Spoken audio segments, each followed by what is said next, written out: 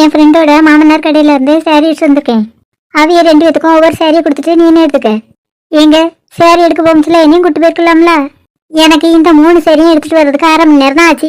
நீயே கூட கூட்டிட்டு போயிருந்தேன்னு வச்சுக்க, அரை நேரத்துல ஒத்த சாரி கூட எடுத்துருக்க மாட்டா. எல்லா சாரியும் நல்லா தான் இருக்கு. ஏங்க இந்த பிங்க் கலர் சாரியை நான் எடுத்துக்கிடட்டுமா? இந்த 3 சாரியும் அங்க கொண்டுட்டு போயிட்டு அவளுக்கு எந்த சாரி வேணும்னு கேட்கவளோ அதை நீ கொடுத்துரு. அதுக்கப்புறமா மீதி இருக்க சாரியை நீ எடுத்துக்க. எனக்கு பிடிச்ச சாரியை எப்படி வாங்கணுங்கிறது எனக்கு தெரியும். பாரு, அங்க போய் சண்டை போடாத. நீ சண்டை போட்டான்னு வச்சுக்க, அப்புறமா உனக்கு சாரியை வாங்கி தர மாட்டேன். நான் சண்டை போடாமலே எனக்கு பிடிச்ச சாரியை எடுத்துக்கிடுவேன். நீங்க மட்டும் இந்த விஷயத்துல தலையிடாதுங்க. நீ பிரச்சனை பண்ணாம இரு, எனக்கு அது போதும். உங்க அண்ணே நம்மளுக்கு சாரி வாங்கிட்டு வந்திருக்காவ. அண்ணி சாரி எல்லாம் சூப்பரா இருக்கு. உனக்கு எந்த சாரி வேணுமோ அதை நீ எடுத்துக்க. அண்ணி இதுல உங்களுக்கு எந்த சாரி பிடிச்சிருக்கு? எனக்கு இந்த ரெட் கலர் சாரி தான் ரொம்ப பிடிச்சிருக்கு. அண்ணி இந்த ரெட் கலர் சாரி தான் சூப்பரா இருக்கு. எனக்கு இந்த சாரி தாங்கலாம். வாங்கிட்டதான் நிறைய ரெட் கலர் சாரி வச்சிருக்காளா, வேற எதுக்கு இது? அண்ணி எனக்கு ரெட் கலர் சாரினா ரொம்ப பிடிக்கும், அதான் நிறைய வாங்கி வச்சிருக்கேன். சரி சரி, எனக்கு இதான் பிடிச்சிருக்கு. இருந்தாலும் நீ விரும்பி கேட்கல, நீனே வச்சுக்க. ரொம்ப தேங்க்ஸ் அண்ணி.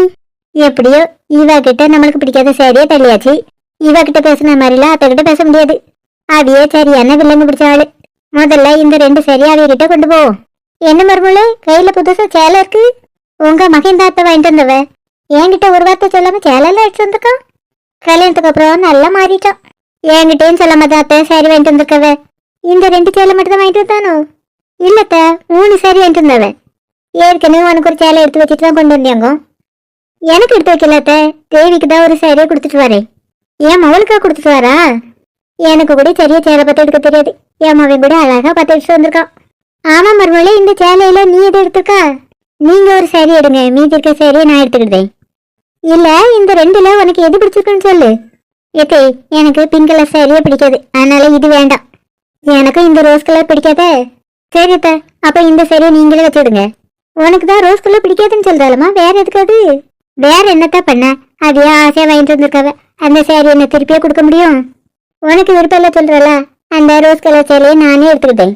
உங்க 2த்துக்கு பிடிச்ச சாரியை கொடுத்த பிறகுதான் எனக்கு சாரி எடுக்க சொல்லிருக்காவ. பிங்க் கலர் சாரியே நான் எடுத்துக்கிட்டேன். எப்படி எனக்கு பிடிச்ச பிங்க் கலர் சாரியே கொண்டு வந்துச்சோம்ல? அது எப்படி ஆச்சரியமா இருக்கு. உனக்கு பிடிச்ச சாரி அவி எப்படி தந்தாவ?